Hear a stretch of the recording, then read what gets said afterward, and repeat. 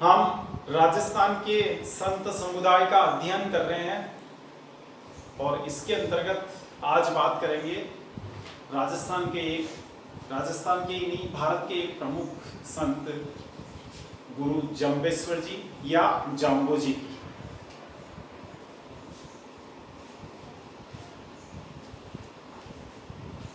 जाम्बो जी या गुरु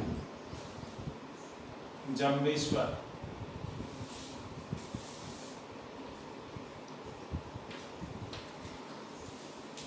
जाम्बो जी या गुरु जंबेश्वर, इनकी बात करेंगे आज।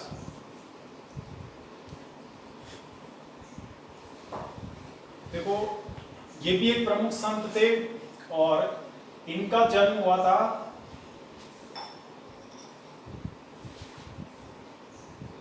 विक्रम संवत की बात करें, विक्रम संवत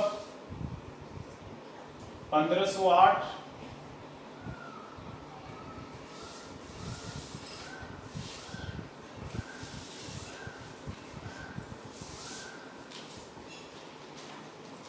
और तिथि लिख दीजिए आप भाद्रपद कृष्ण अष्टमी।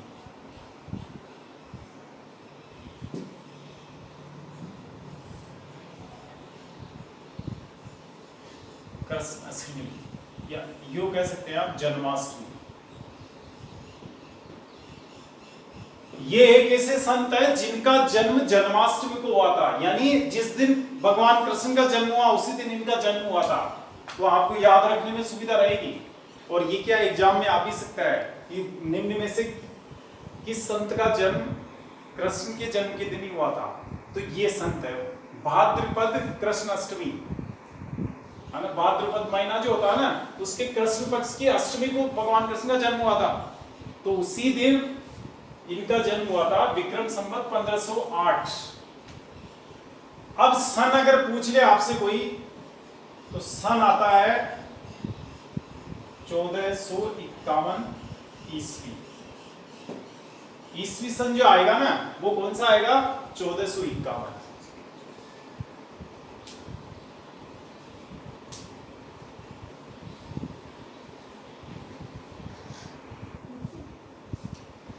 अच्छा, जन्म स्थान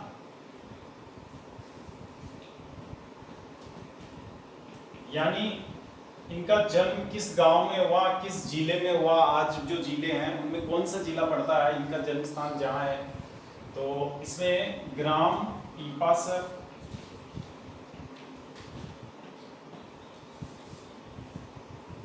तहसील नागौर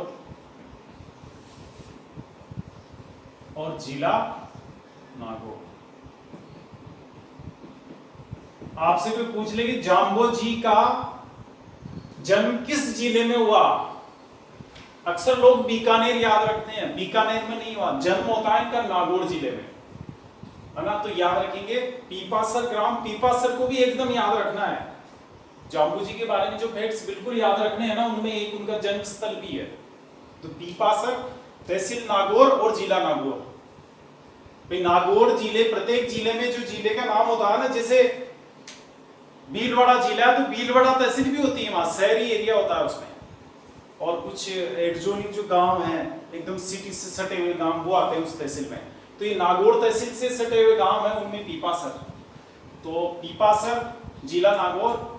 आपको बस तहसील याद भी नहीं रखो तो कोई खास बात नहीं है, आपको तो ये याद रखना है कि ग्राम पीपासर जिला नागौर, बस जन्म में। अच्छा, इनके पिता का नाम, पिता लोहट जी पंवार, लोहट जी पंवार। माता हंसा देवी, हंसा देवी पंवार। वंश पंवार राजपूत। राजपूतों में कई श्रेणियां होती हैं, कई कैटेगरीज होती हैं, उनमें एक कैटेगरी है पंवार राजपूतों की। राजपूत जाति से थे, ये याद रखेंगे। ऐसा नहीं जाट थे या ओरिजिनली विष्णोई थे, समझे, या गुजर थे। जाति क्या थी इनकी? राजपूत। अच्छा, इनका मूल नाम था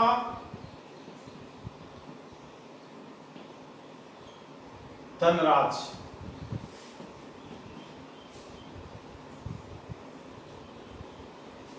और पत्नी अविवाहित थे। पत्नी अविवाहित।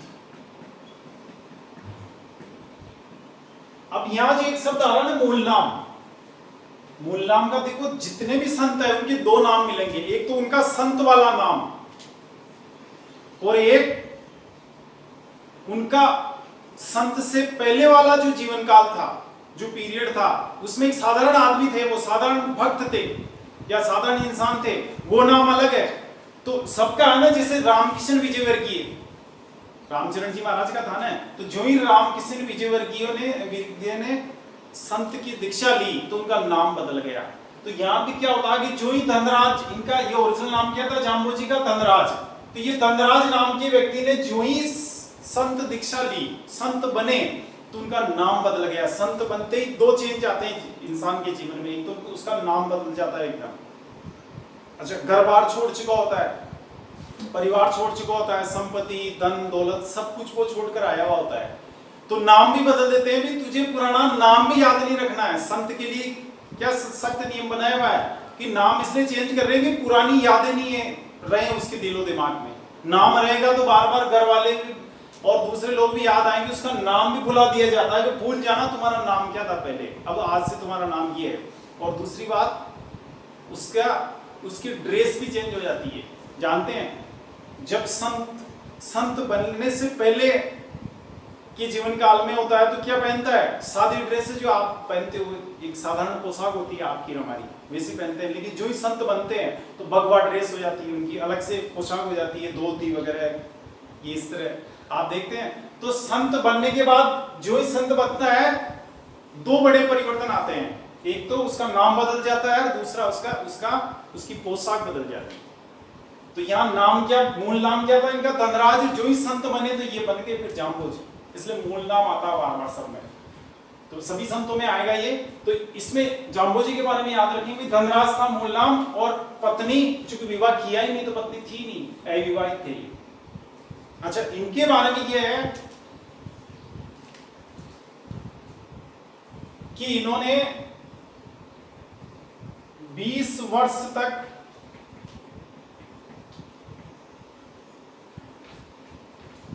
पशुचारण किया। पशुचारण का मतलब होता है पशु चराना, गाय भैंस बकरी ये चराना, इसको कहते हैं पशुचारण, यानी एक तरह से ग्वाला। क्या काम किया इन्होंने, ग्वाले थे ये।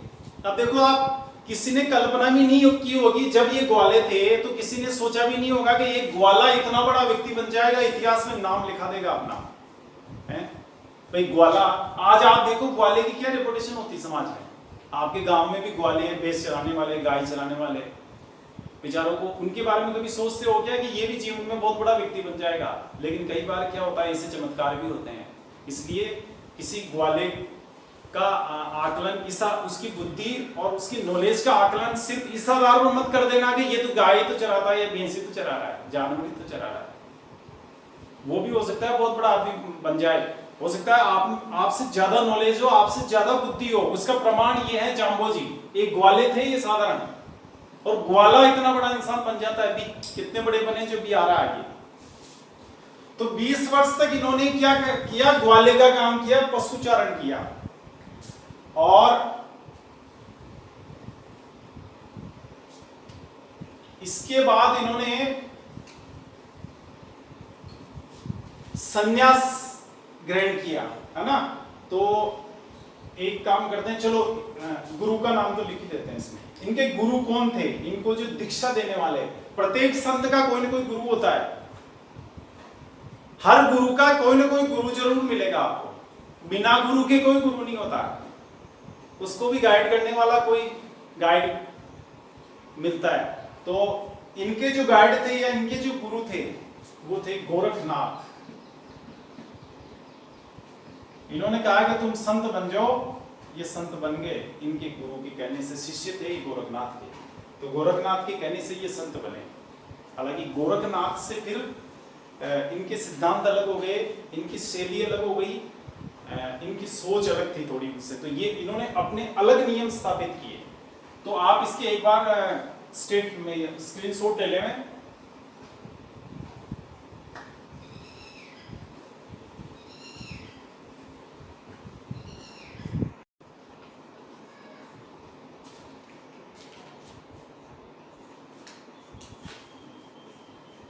अच्छा, सन 1485 ईस्वी कार्तिक कृष्ण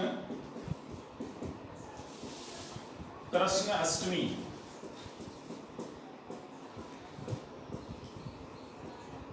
कार्तिक कृष्ण अष्टमी तिथि ये है, देखो 1485 ईस्वी है, महा कौन सा विक्रम संवत वाला। अब यहां पे स्थान समराथल दोरा,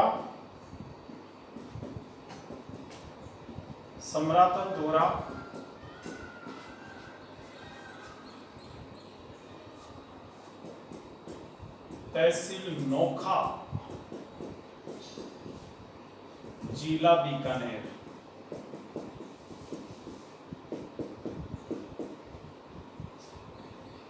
तहसील नोखा, जिला बीकानेर।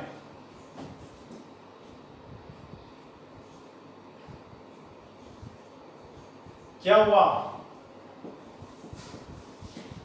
इस दिन? क्या हुआ?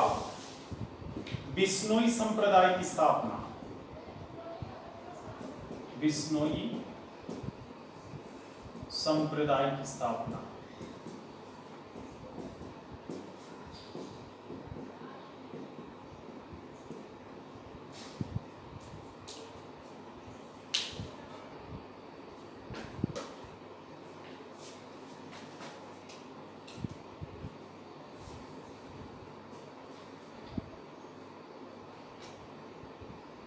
अब ये बिश्नोई संप्रदाय क्या है कि ये जो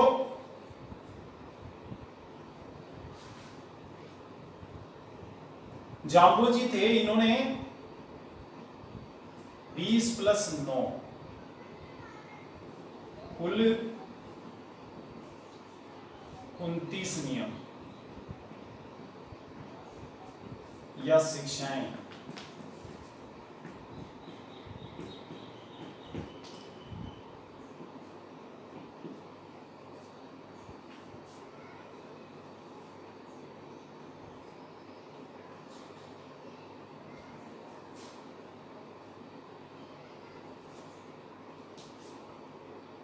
अब आइए साहब, यहां सन 1485 ईस्वी में क्या हुआ, यानी इनके जन्म के लगभग 34 साल बाद, 1491 में जन्म हुआ ना, तो 85 में ये ईस्वी में, तो जन्म के 34 साल बाद कार्तिक कृष्ण अष्टमी को, जन्म कब हुआ? जन्माष्टमी को हो रहा है, कृष्ण अष्टमी थी, लेकिन वो महीना अलग था, ये महीना अलग है, वो फाल्गुन था, ये कार्तिक है।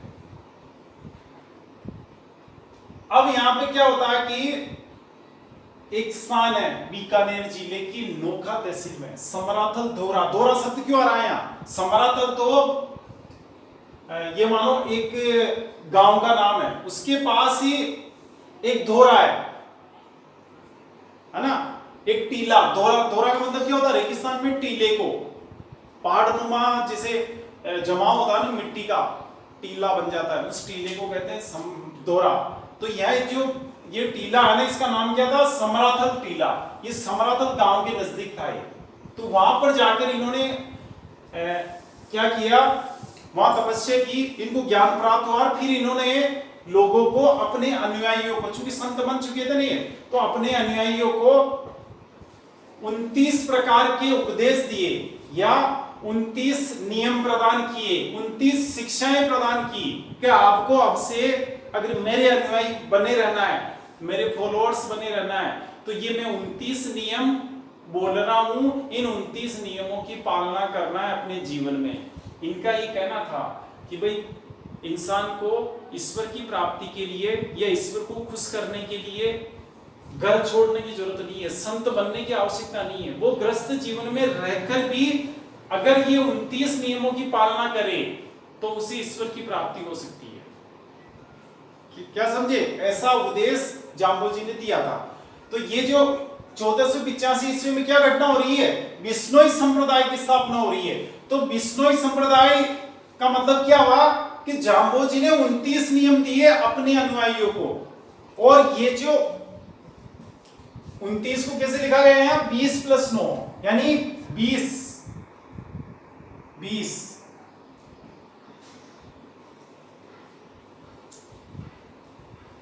नोई, 9 से नोई बना हुआ है ना, 9 से नोई और 20 ये 20 नोई। कैसे हुआ शब्द से? 20 नोई यानी ऐसे व्यक्तियों का समूह जो इन 20 और 9 नियमों की पालना करते हैं। कैसे व्यक्तियों का समूह? ऐसे व्यक्तियों का धार्मिक समूह। मैंने संप्रदाय की परिभाषा बताई थी, एक प्रकार की धार्मिक मान्यता रखने वाले लोगों का समूह संप्रदाय कहलाता है। तो यहां बिश्नोई का मतलब ऐसे व्यक्तियों का समूह जो इन 20 और 9 उपदेशों या शिक्षाओं को मानता है, उस समूह को कहते हैं बिश्नोई संप्रदाय।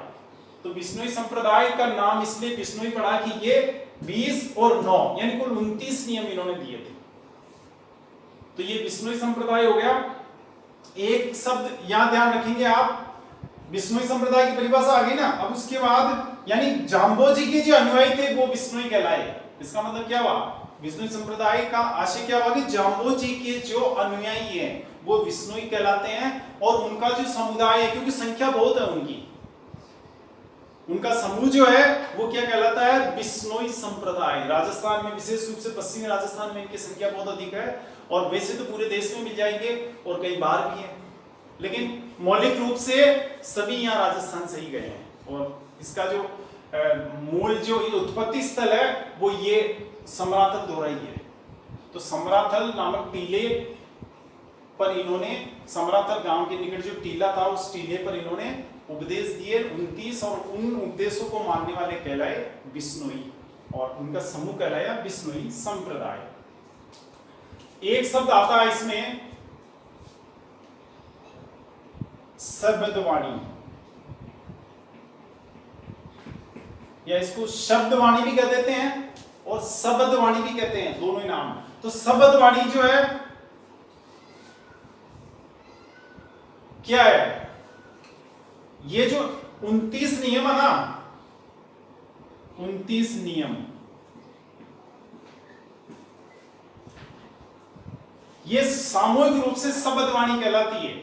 और इसमें कितने शब्द है? 29 नियमों में शब्द भी फिक्स है, 120 शब्द है। शब्दवाणी का मतलब क्या है? ये जो 29 नियम है इनको सामूहिक रूप से क्या कहते हैं? सम्मिलित रूप से क्या कहते हैं इनको? 29 मतलब शब्दवाणी कहते हैं। और शब्दवाणी में कुल 120 शब्द है, यानी ये जो 29 नियम है, 29 प्रकार की जो शिक्षाएं हैं, इनको अगर आप लिखोगे, या उन्होंने जो लिखकर थी वो कितने शब्दों में थी? 120 शब्दों में।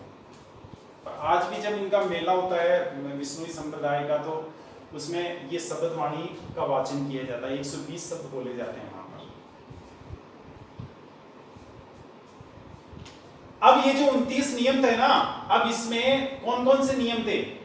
कि जैसे हिंदू मुस्लिम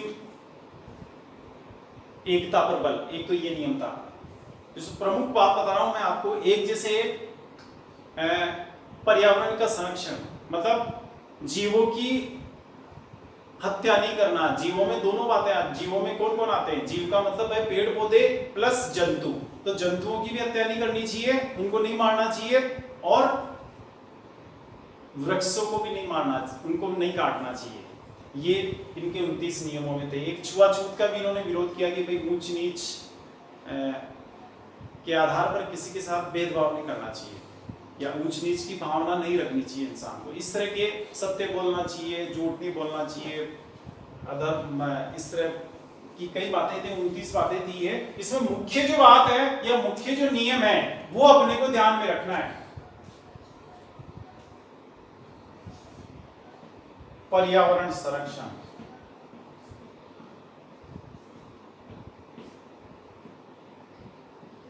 इसका मतलब क्या है? वृक्षों व जंतुओं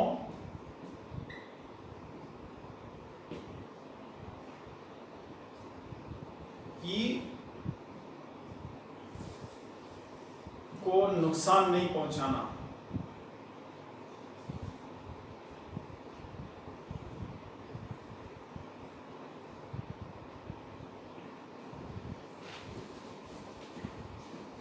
यानी वृक्ष नहीं काटने चाहिए और जंतुओं को भी नहीं मारना चाहिए, है ना। ये जो 29 नियम थे ना, उसमें सबसे महत्वपूर्ण नियम ये था पर्यावरण संरक्षण। और इसके लिए ये समुदाय या ये संप्रदाय जाना जाता, जाम्बोजी जाने जाते हैं। आज अगर विश्व में बात चलती है कि ऐसा कौन सा संप्रदाय है, धार्मिक समुदाय है जो पर्यावरण संरक्षण को अपना धर्म समझते हैं।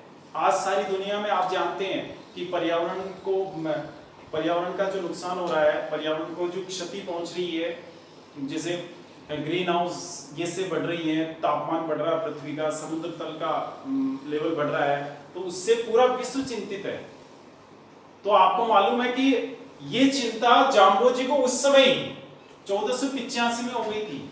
हम तो आज चिंता कर रहे हैं, सरकार मतलब दुनिया भर की सरकारें हैं या अंतर्राष्ट्रीय संस्थाएं हैं, संयुक्त राष्ट्र संघ वगैरह, ये यूनेस्को, ये आज जाकर कुछ सालों पहले, अभी ये मान लो कि 21वीं सदी में या 20वीं सदी में जाकर इनको होश आया कि पर्यावरण का नुकसान हो रहा है, इसको बचाना आवश्यक है। जबकि जाम्बोजी को उस जमाने में 500 साल पहले ही इनको ये ज्ञात हो गया था कि पर्यावरण अति महत्वपूर्ण है और इसको सुरक्षित रखना आवश्यक है अगर मानव जाति को सुरक्षित रखना है। देखो कितने दूरदर्शी थे जाम्बोजी। आपको अगर पर्यावरण का निबंध लिखना आइए, इसमें यही आ जाए वायदा पर्यावरण में, तो इसका उदाहरण देना आवश्यक है वहां पे, क्योंकि 500 साल पहले इन्होंने कल्पना कर ली थी कि पर्यावरण को नुकसान नहीं पहुंचाना है। हम तो आज कर रहे हैं, दुनिया के इंजीनियर है या वैज्ञानिक है, तो आज इस पर रिसर्च कर रहे हैं कि यार पर्यावरण को कैसे बचाया जाए। आज चिंता हुई इनको, जब इनको 500 साल पहले हो गई थी। तो ये बिश्नोई संप्रदाय की, या ये मान लो कि जाम्बोजी की इस विश्व समुदाय को, इस आधुनिक दुनिया को, आधुनिक विश्व को बहुत बड़ी देन है कि इन्होंने पर्यावरण संरक्षण के लिए अपना काम उस वक्त ही शुरू कर दिया। 500 साल पहले इन्होंने अभियान चला दिया। अब यहाँ पे एक फैक्ट आपको, ये तो सभी फैक्ट याद रखने हैं। सम्रातन दौरा में इन्होंने क्या किया? बिश्नोई संप्रदाय की स्थापना की 1485, यानी ये समुदाय लगभग 500 साल पुराना है। जो बिश्नोई संप्रदाय पाया जाता है राजस्थान में, ये 500 साल पुराना है। तो ये फैक्ट हो गया। दूसरी बात इसमें सम्रातन दौरा याद रखना, नोखा तहसील और बीकानेर जिला, ये तीनों चीजें याद रखनी। सम्रातन दौरा भी याद रखना है, नोखा भी याद रखना है, बीकानेर भी याद रखना है। और बिश्नोई संप्रदाय की स्थापना हुई थी, 29 नियम दिए थे। ये इसमें सबसे प्रमुख नियम है वो पर्यावरण संरक्षण, एकदम से याद रखना आपने को। एक बात और कि इस संप्रदाय में सबसे पवित्र किसको माना गया है? पवित्र किसको मान रहे हैं? खेजड़ी वृक्ष व हिरण।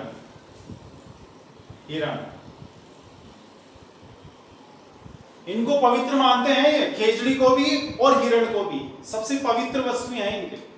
इस संप्रदाय में आज भी ये लोग, बिश्नोई संप्रदाय के जितने भी व्यक्ति हैं, वो कभी भी आपको ऐसा नहीं कि किसी खेजड़ी के वृक्ष को काट रहे हो।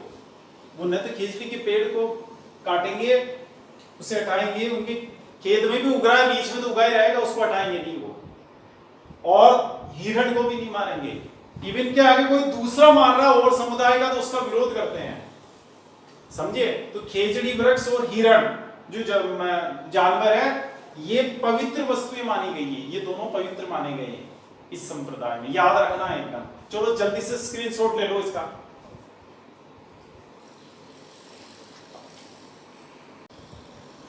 आपको मालूम होगा 1998 में, 1998 में एक बॉलीवुड की फिल्म हम साथ साथ तक की शूटिंग हुई थी पश्चिमी राजस्थान में, जोधपुर जैसलमेर इधर।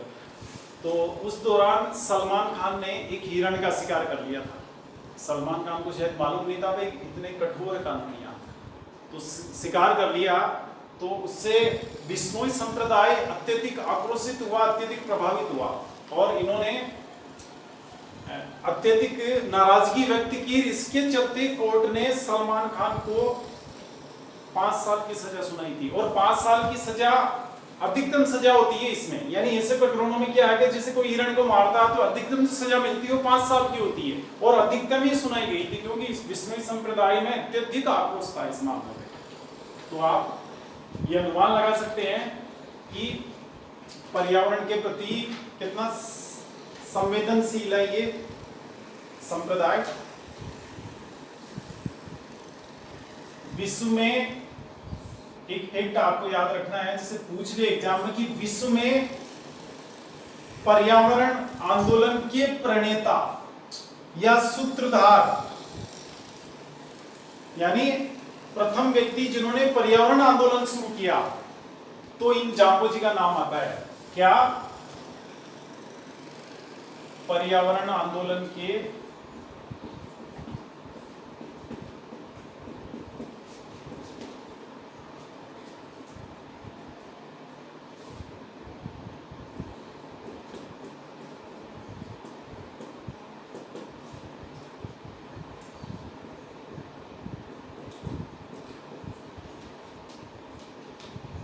पर्यावरण आंदोलन के प्रणेता ये थे जाम्बोजी, है ना।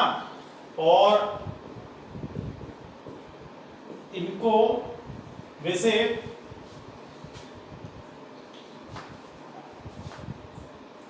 पर्यावरण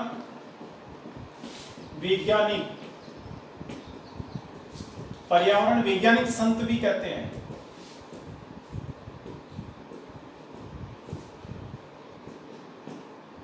जाम्बोजी को पर्यावरण वैज्ञानिक संत भी कहते हैं क्योंकि विश्व में पर्यावरण को बचाने के लिए, पर्यावरण की रक्षा के लिए पहला अभियान इन्होंने छेड़ा था। तो ये याद रखेंगे इस बात को।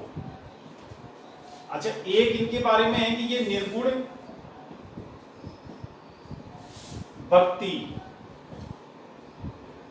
परंपरा, निर्गुण भक्ति परंपरा के संत थे। निर्गुण भक्ति बताया था ना आपको भाई, भक्ति करने के 2 तरीके, एक तो मूर्ति के सामने खड़े होकर नमन करना, पूजा करना, उस पर कुछ चढ़ाना, पुष्प चढ़ाना, चावल चढ़ाना और फल चढ़ाना, दूध चढ़ाना। एक तो ये तरीका होता है।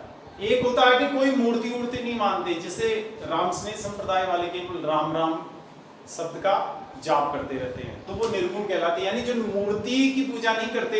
यहाँ जाम्बोजी ने भी क्या है कि भक्ति का जो तरीका बताया वो निर्गुण टाइप का था। यानी इन्होंने क्या कहा कि भाई आपको न तो मेरी मूर्ति बनानी है, ना किसी और की मूर्ति बनानी है, आपको बस मैं जो ये सिद्धांत दे रहा हूं, जो मैं उपदेश दे रहा हूं, उनकी पालना करनी है बस जीवन में। यही पूजा है, यही अर्चना है, यही भक्ति है। बस आप तो इन 29 नियमों को अपने जीवन में, अपने दैनिक जीवन में उतार लेना। आम व्यक्तियों के लिए थे ये, संतों के लिए तो थे ही, आम लोगों के लिए भी थे। जो बिश्नोई संप्रदाय के सदस्य बनना चाहते हैं उनके लिए क्या शर्त है कि आपको ये 29 नियमों की पालना करनी है। अब वो नहीं करे फिर भी बन जाए कोई अलग बात है, लेकिन उनकी तो भावना ऐसी थी जाम्बोजी की, इसलिए निर्गुण भक्ति परंपरा के संत ये कहलाते हैं।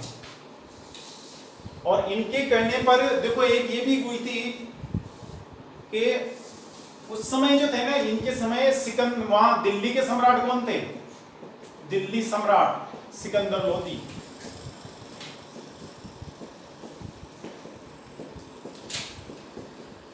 और एक थे बीकानेर राजा लूणकरण।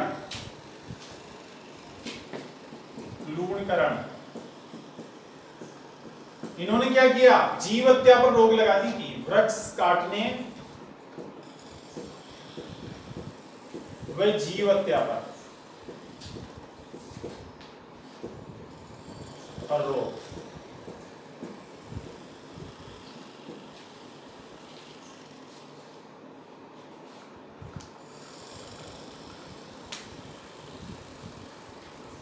इनके कहने पे, जाम्बोजी के कहने पर सिकंदर लोदी ने, जो दिल्ली के सम्राट थे, उन्होंने पूरे देश में क्या रोक लगाई, को कोई पेड़ नहीं काटेगा। इधर बीकानेर के राजा ने भी रोक लगाई थी, को कोई पेड़ नहीं काटेगा, विशेष रूप से हरे वृक्ष।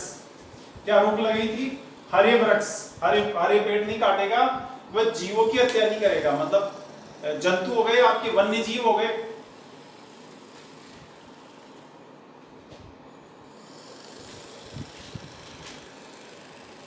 ये आप स्क्रीनशॉट ले लें इसका, फिर आगे चलते हैं।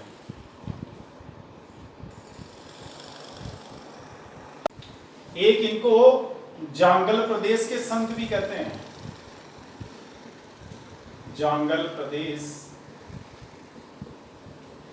के संत भी कहलाते हैं। जांगल प्रदेश पहले क्या था, ये जो बीकानेर था ना, बीकानेर क्षेत्र, नागौर बीकानेर क्षेत्र, इसको जांगल प्रदेश कहते थे। जांगल प्रदेश का मतलब बीकानेर नागौर क्षेत्र।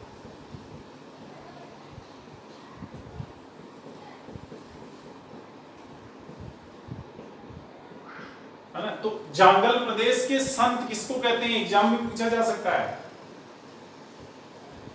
समझे ना भाई। मीराबाई भी दे दे, उधर आपके पीपा जी भी दे दे, रेदास दे दे, हैं, इधर आपके ये दे दे, रामचरण जी महाराज दे दे। तो अपने को क्या याद रखना है कि जांगल प्रदेश के जो संत थे वो जाम्बोजी कहलाते हैं, क्योंकि बीकानेर नागौर क्षेत्र को जांगल कहते हैं। इनका जो जिसे इनकी जो कर्म भूमि है, इनका जो प्रभाव क्षेत्र है, वो इस जांगल प्रदेश में अधिक देखने को मिलता है, बीकानेर नागौर क्षेत्र में। तो इसको भी याद रखेंगे कि इनको भी जांगल प्रदेश के संत भी कहते हैं।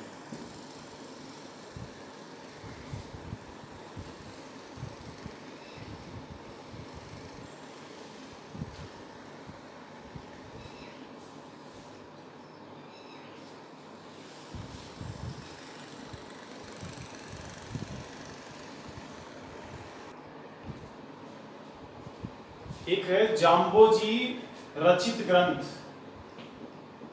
जाम्बोजी ने किन ग्रंथों की रचना की? अब जरूरी नहीं आपको पूछे से एग्जाम में, लेकिन हो सकता है कि काम में आ जाए तो बता देते हैं। तो पहला है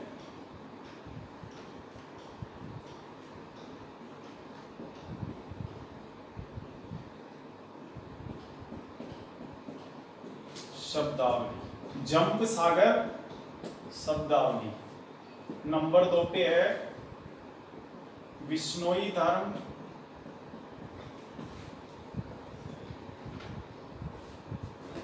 प्रकाश।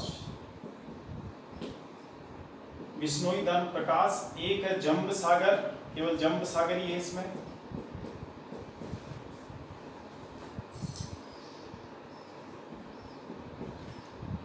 एक है आपके जंब संहिता। ये 4 ग्रंथ है उनके द्वारा लिखित। जंब सागर शब्दावली, बिश्नोई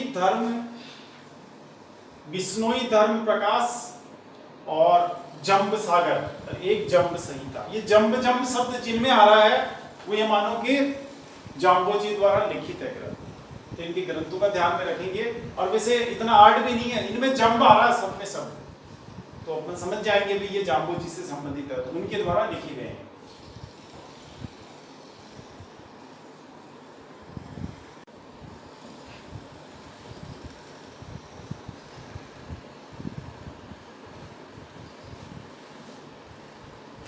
अब यह देखेंगे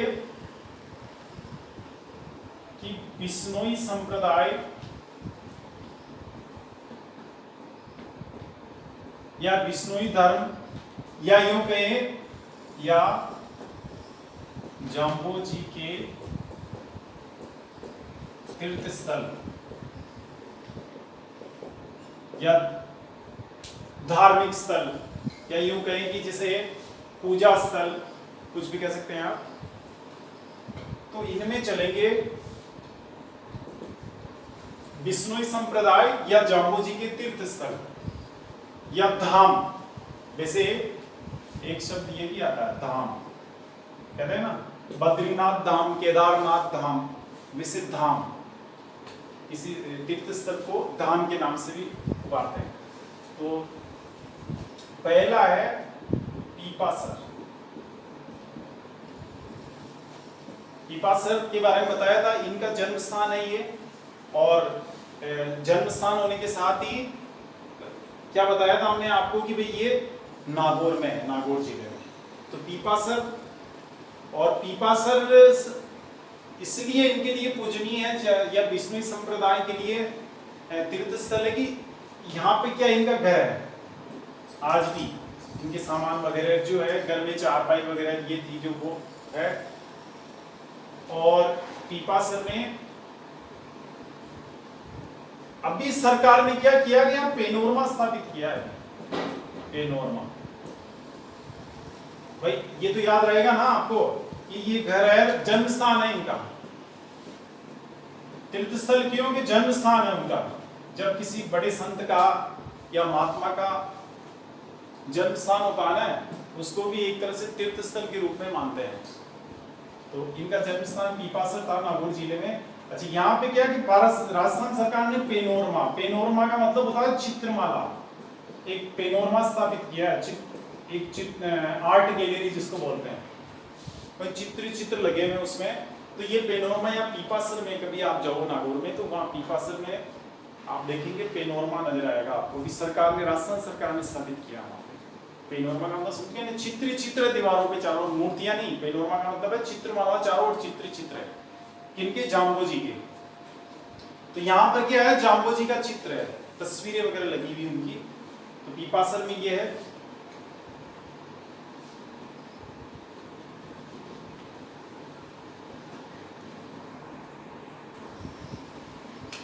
दूसरा स्थान है समराथल दौरा। कौन सा दौरा, कौन सा टीला? समराथल दौरा। समराथल दौरा यहाँ क्या हुआ था, बताया था आपको। अब ये गांव बन चुका है दौरा, पहले समराथल के पास ही एक दौरा था, टीला था, उस पे उन्होंने बिश्नोई संप्रदाय की स्थापना की थी इस स्थल पे। तो ये जो दौरा है ना, बिश्नोई संप्रदाय की जहाँ स्थापना हुई 1542 विक्रम संवत 1542 में यहाँ क्या हुआ था, बिश्नोई संप्रदाय की स्थापना, बिश्नोई संप्रदाय की स्थापना, ये भी बताया था आपको, की स्थापना हुई थी यहाँ। तो यहाँ पर क्या हुआ, एक तरह से मतलब उन्होंने 29 नियम दिए ना, एक तरह से बिश्नोई संप्रदाय की स्थापना हुई। तो समराथल दौरा में ये भी इनका तीर्थ स्थल है, और इससे बिश्नोइयों का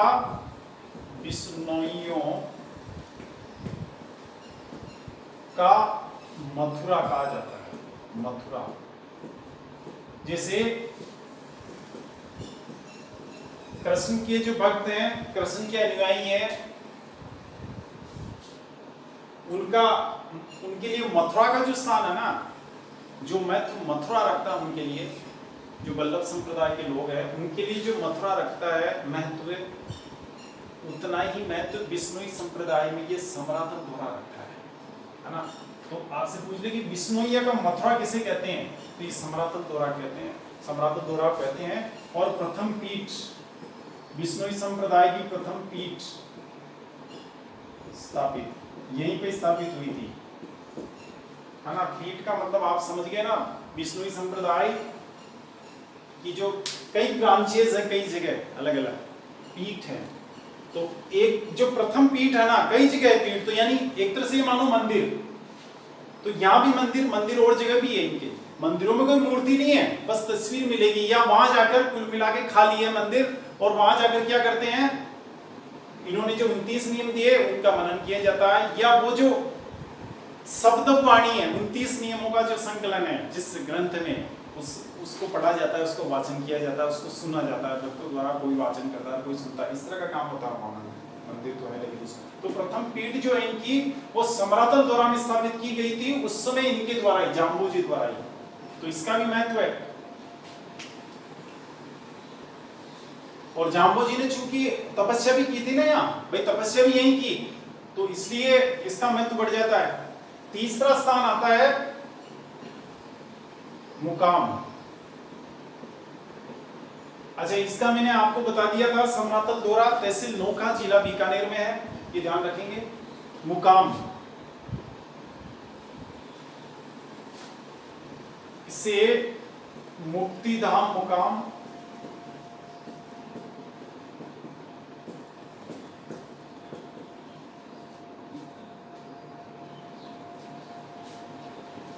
मुक्तिधाम मुकाम भी कहते हैं, मुक्तिधाम मुकाम भी कहते हैं। यहां पर जाम्बो जी का निधन हुआ था, निधन है ना, जाम्बो जी का यहां क्या हुआ था, निधन हुआ था।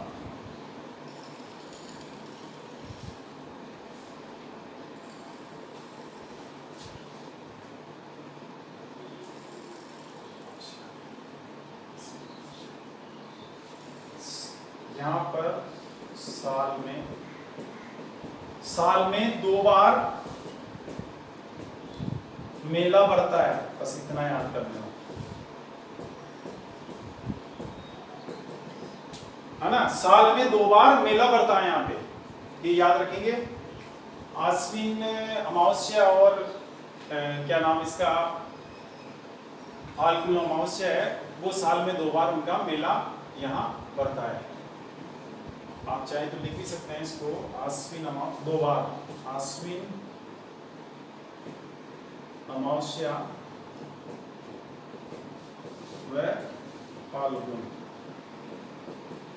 अमावस्या। आश्विन अमावस्या और फाल्गुन अमावस्या को साल में 2 बार, यानी जाम्बो जी का मेला साल में 2 बार पड़ता है, और मेला कहां पड़ता है, इस मुकाम गांव में। और ये मुकाम गांव कहां है, तहसील, चलो इसका एड्रेस जो पहले भी नहीं बताया था आपको, तो ये है तहसील नोखा, ग्राम मुकाम, तहसील नोखा, जिला बीकानेर, जिला बीकानेर। ये याद रखेंगे इसको। मुकाम गांव कहां है, बीकानेर जिले की नोखा तहसील में। इधर ये समरातल दौरा भी बीकानेर जिले की नोखा तहसील में ही है, दोनों ही एक ही जिले में है, एक ही तहसील में है, लेकिन दोनों का जो महत्व है वो अलग अलग कारण से है। यहाँ तो बिश्नोई संप्रदाय की स्थापना हुई समरातल दौरा में, यहाँ पे क्या हुआ कि उनकी समाधि, उनका निधन हुआ। तो अब आपसे पूछ ले कि भाई बिश्नोई संप्रदाय का सबसे बड़ा तीर्थ स्थल कौन सा है, तो फिर ये मुकाम गांव हो गया, क्योंकि यहाँ पे इनकी क्या हुई थी, इनकी मृत्यु हुई थी। और वैसे जो मेला बरदान है वो इसीलिए यही पड़ता साल में 2 बार। तो अब इसमें क्या होता है कि भाई यहाँ मथुरा तो इसलिए कहा गया ना कि इनका मथुरा तो इसको कहा गया सम्राट दौरा, बिश्नोई संप्रदाय की स्थापना हुई, लेकिन मेला यहाँ पड़ता है कहां पर, मुकाम गांव में, साल में 2 बार पड़ता है। और यहाँ पर क्या है कि उनकी समाधि है जाम्बो जी की, इसलिए इसका महत्व। इसको मुकाम क्यों, मुकाम नाम कैसे पड़ा, इसके बारे में भी देखो। ये है कि जाम्बो जी जो थे तो वो क्या प्रवचन देने के लिए, अपनी शिक्षाओं का प्रचार प्रसार करने के लिए एक स्थान से दूसरे स्थान पर घूम रहे थे। तो घूमते घूमते क्या आ गए, मुकाम का मतलब क्या होता है, अपन लिखते हैं ना लिफाफे में, मुकाम पोस्ट आमेर लिखा जाता है ना। तो ये क्या आ गया, ये अंतिम मुकाम था, अंतिम डेस्टिनेशन था, अंतिम गंतव्य स्थल था किनका, जाम्बो जी का। बस यहाँ इनकी तबीयत खराब हो गई और मुकाम में इनको क्या हुआ, इनका देहांत हो गया, इसलिए इसको मुकाम बोलते हैं, अंतिम गंतव्य स्थल। मुकाम का मतलब ये होता है ना। तो ये मुकाम गांव जो है, ये गांव बन गया, यहाँ समाधि है इनकी, और ये गांव बन गया उस टीले पर बिल्कुल। तो ये गांव है, और बिश्नोई संप्रदाय का जो जाम्बो जी का मेला है वो यहाँ भरता है साल में 2 बार।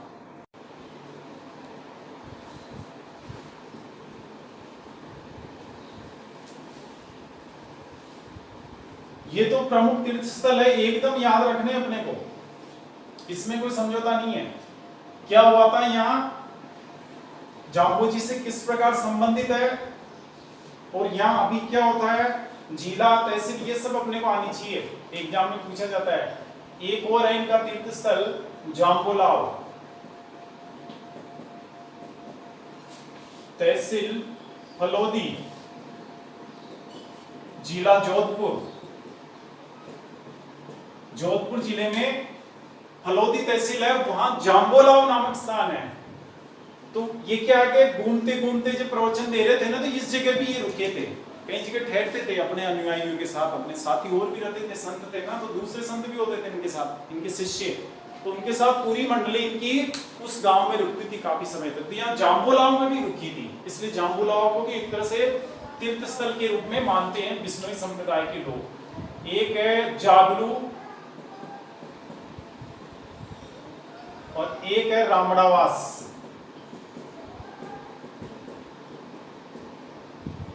ये जोधपुर जिले में है,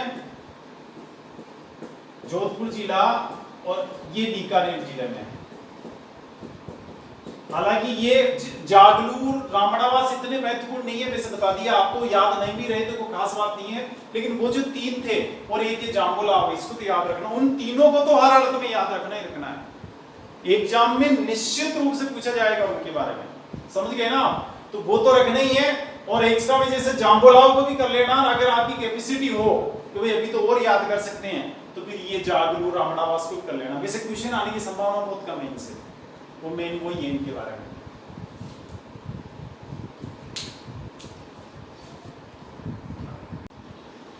अब हम आपको जाम्बोजी और बिश्नोई संप्रदाय से संबंधित प्रमुख तीर्थ स्थलों को नक्शे में दिखा रहे हैं। कई बार नक्शे में पूछा जाता है, इसलिए आपको ये भी ध्यान में रखना है।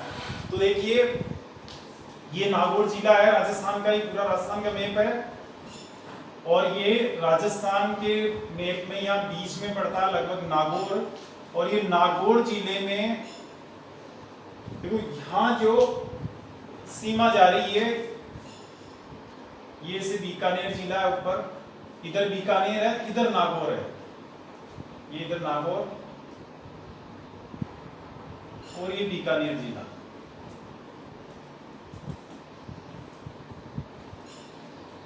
है ना। तो नागौर जिले में ये जो स्थान है बिल्कुल बॉर्डर पे है,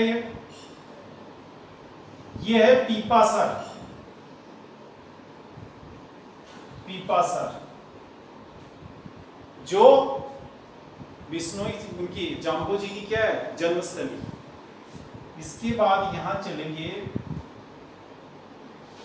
मुकाम, थोड़ा ऊपर, यहां है मुकाम,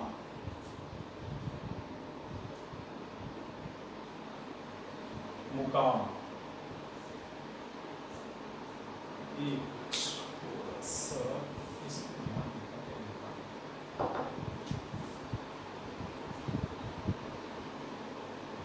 ये मुकाम, ये आपके पीपासर, ये पीपासर, और इस मुकाम से पहले ही थोड़ा समराथल दौरा है पास में, समराथल दौरा।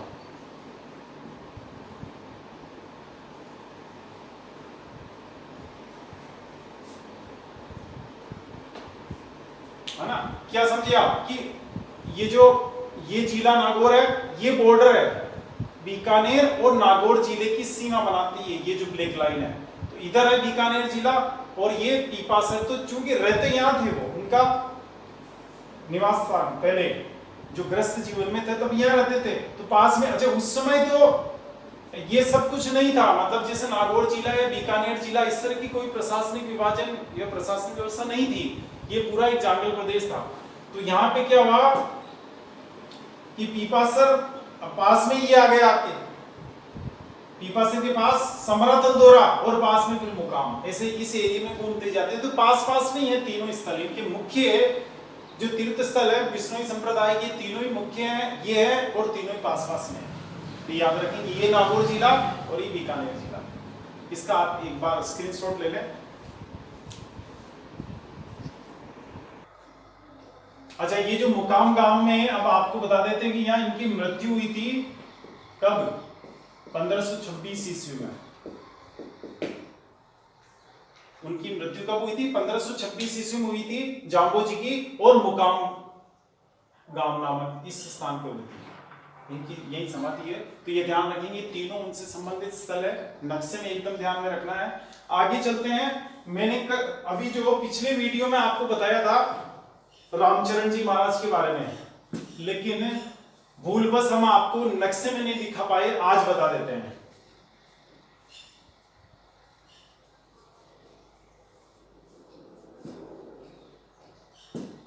देखिए, रामचरण जी महाराज से संबंधित या रामस्नेही संप्रदाय से संबंधित तीर्थ स्थल, आस्था स्थल, एकदम से ध्यान में रखना है अपने को। शाहपुरा,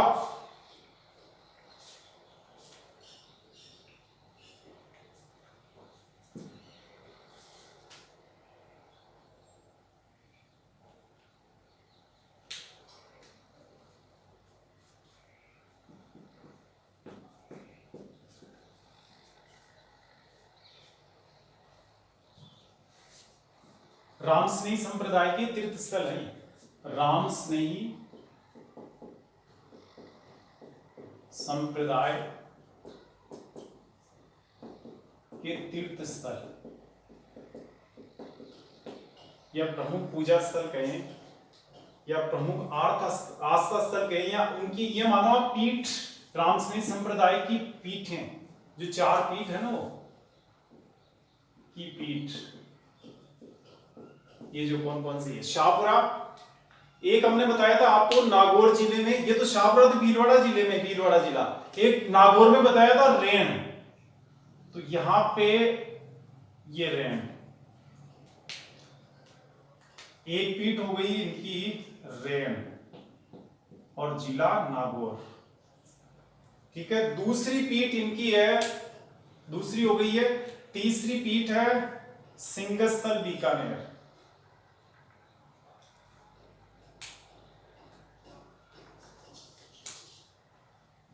सिंहस्थल,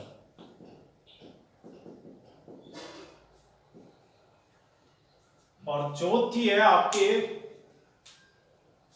जोधपुर में खेड़ापा।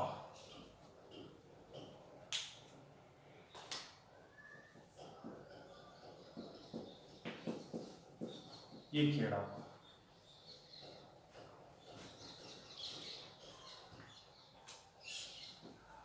ये आपके हो गए